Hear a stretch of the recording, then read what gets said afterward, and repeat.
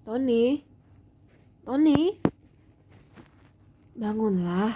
Ini aku sahabatmu, Kema. Hai kawan.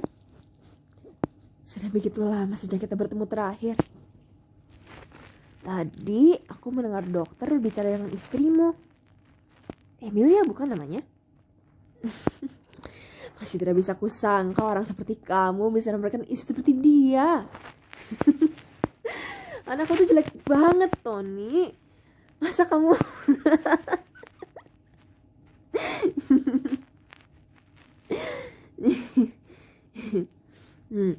tidak lucu ya.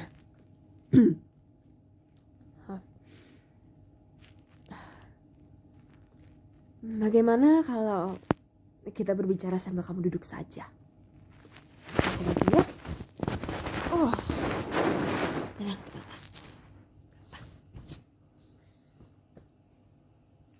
Nyaman kan? Nyaman kan? Tony, apakah kau ingat pertama kali kita bertemu? Hari itu di tanggal 16 Agustus 1965 di RS Kasih Ibu. Aku melihat ibumu dari jendela mengalami komplikasi di tengah persalinan. Dia begitu kesulitan sampai jantungku ikut berdebar-debar. Seakan hatiku ini melompat dari dadaku. Dan saat aku akhirnya mendengar tangisanmu, aku menghela nafas bersama semua dokter dan suster dalam ruangan itu. Lalu aku pergi. Tapi aku yakin bahwa kita pasti akan bertemu lagi. Dulu kamu anak yang begitu lucu dan lincah. Kau ingat tidak?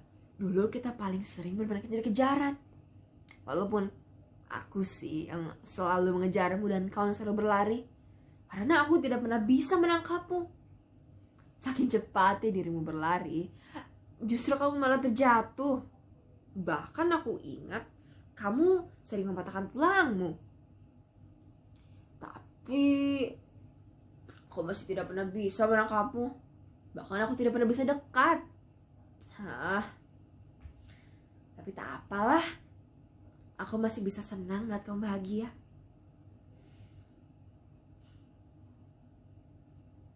Tapi kebahagiaan itu tidak berlangsung lama kan? Di masa SMP duniamu berbalik. Orang tuamu jadi lebih sering berkelahi dengan satu sama lain. Engkau tidak melihat mereka, tapi engkau mendengar mereka kan? Sampai pada suatu hari ibumu keluar dari pintu rumah dan tidak pernah kembali lagi. Tanpa suatu kata. Dan seketika duniamu jadi gelap. Hal tidak membaik di masa SMA.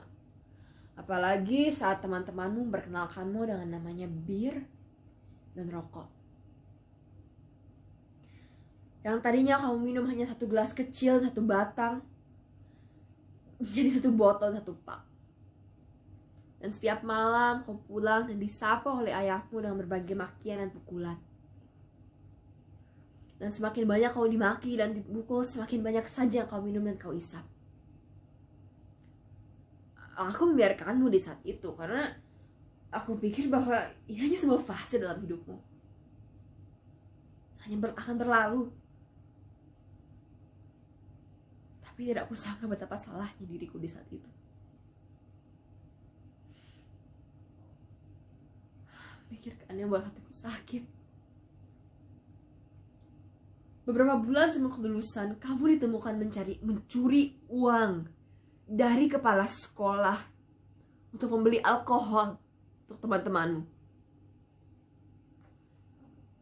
Esokan harinya, kau langsung diproses dan dikeluarkan dari sekolah. Saat kamu pulang, kamu disapa oleh ayahmu, tidak dengan makian atau pukulan, tapi dengan sebuah kardus. Dia menyuruhmu untuk mengisinya dengan semua ujungmu dan keluar dari rumahnya. Seketika engkau menjadi seorang gelandangan, terlanda panas, hujan, lapar, dan tidak dipedulikan oleh siapapun. Lihat, tidak dipedulikan oleh siapapun tapi diriku.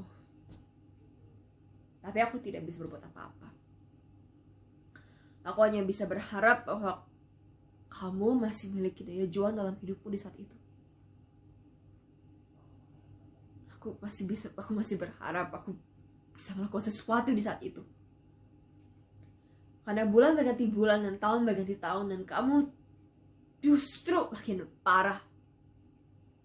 Bukannya mencoba mencari cara untuk keluar dari situasi itu, minta maaf, mencari kerja apapun, kamu justru mencari kenyamanan dalam bubuk putih yang diberikan kepadamu oleh seseorang yang kamu temui dalam gang.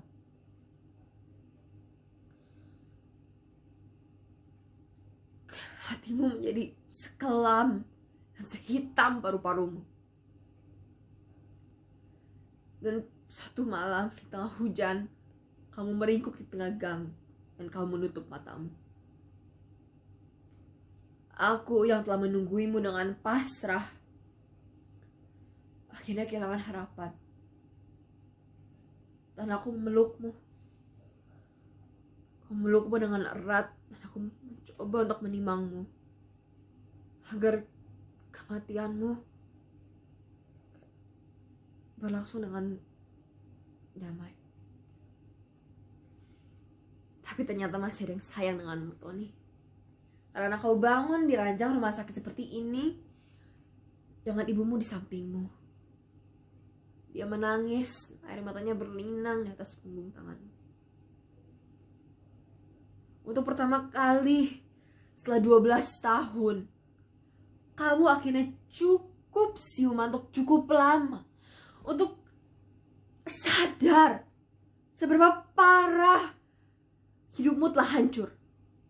Seberapa jauh tindakan-tindakanmu telah merusak hidupmu. Dan kamu akhirnya menangis. Tapi aku tidak bisa menangis saat itu. Harapanku sepertinya hilang di gang tengah malam hujan itu. Saat kamu melewati rehabilitasi, aku pun tidak begitu banyak percaya dalam dirimu.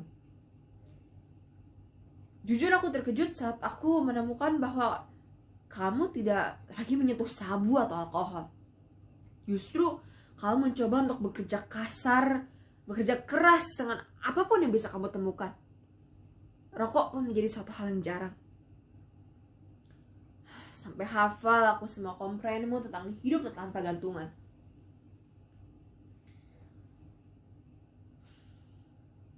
Tapi semua hal berubah begitu cepat saat kau bertemu dengan Emilia. Padahal dia tidak berbeda dengan dirimu. Dia hanya seorang pedagang kopi di sebuah kios di tengah pertigaan. Tapi suatu hal tentang dirinya mempesonamu. Mungkin kasarnya, jujurnya, atau mungkin latar belakang dia yang mirip dengan dirimu. Apapun itu, dia begitu mendorongmu untuk berubah karena hatimu yang keras melunak. Dan kamu bekerja apapun yang untuk membahagiakannya. Aku bahkan tidak bisa percaya saat aku mendengar kalau kalian akan menikah. Dan saat kalian menikah, dia mencoba untuk memisahkan aku dari dirimu. Tapi bagaimana bisa? Kita sudah mengenal satu sama lain terlalu lama. Dan kamu sudah merusak dirimu terlalu parah. Tapi di mana aku hanya bisa memberimu waktu, Emilia memberimu kehidupan baru. Dan setidaknya yang bisa aku lakukan, memberimu nafas yang baru. Hidup di dalam dirimu yang baru ini.